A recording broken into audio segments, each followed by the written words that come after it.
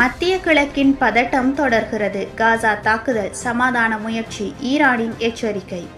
இன்று 2025 ஜூலை மாதம் 7ஆம் திகதி. கடந்த 2 நாட்களில் மத்திய கிழக்கில் முக்கியமான பல சம்பவங்கள் நிகழ்ந்துள்ளன.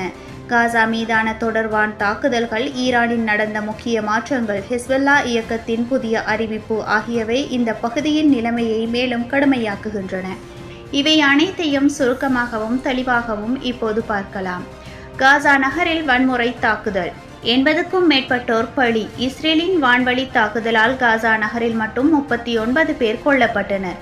மொத்தமாக கடந்த 24 மணி நேரத்துக்குள் 80க்கும் மேற்பட்ட பலஸ்தீனியர்கள் கொல்லப்பட்டுள்ளனர். இதனை அடுத்து அமெரிக்காவின் தலையீட்டுடன் சமாதான பேச்சுவார்த்தைகள் மீண்டும் தொடங்க உள்ளதாக தகவல்கள் வந்துள்ளன. ஹிஸ்புல்லா, இஸ்ரேல் பின்வாங்கும் வரை நாங்கள் ஆயுதங்களை வைக்க மாட்டோம். லெபனானில் செயற்படும் ஹிஸ்புல்லா இயக்கத்தின் தலைவரான நயீம் காசிம் கூறினார். இஸ்ரேல் தென் லெபனானில் இருந்து விலகும் வரை நாங்கள் ஒடுங்க மாட்டோம். எங்கள் தாய் நிலத்தை பாதுகாப்பது எங்கள் கடமை.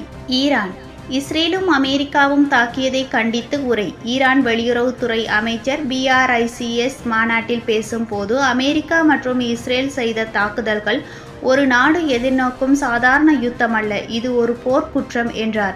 தாக்குதலுக்கு பொருத்தமான பதில் தேவை என்றார் அவர். ஈரான் தலைவர் ஆயத்துல்லா அல் கமேனி, போரின் பின் முதல் முறையாக மக்கள் முன். ஈரானின் உயர் மத தலைவரான ஆயத்துல்லா கமேனியின் இஸ்ரேலுடன் நடந்த மோதலுக்கு பிறகு முதன்முறையாக பொதுமக்கள் முன்னிலையில் தோன்றினார். அவர் முக்கிய உரையொன்றையும் நிகழ்த்திய போது மக்கள் நெருக்கமாக கூடியிருந்தனர். ஈரான், இலக்கமற்ற ஆப்கான்கள் வெளியேற வேண்டும் என கடும் எச்சரிக்கை. ஈரான் அரசு நாட்டில் தங்கியுள்ள ஆப்கான் அகதிகள் பதிவு செய்யாமல் தங்கிவிட்டால் கைது செய்யப்படும் என்று அறிவித்துள்ளது. இது அங்கு வாழும் ஆயிரக்கணக்கான மக்கள் மீதான அழுத்தத்தை அதிகரித்துள்ளது.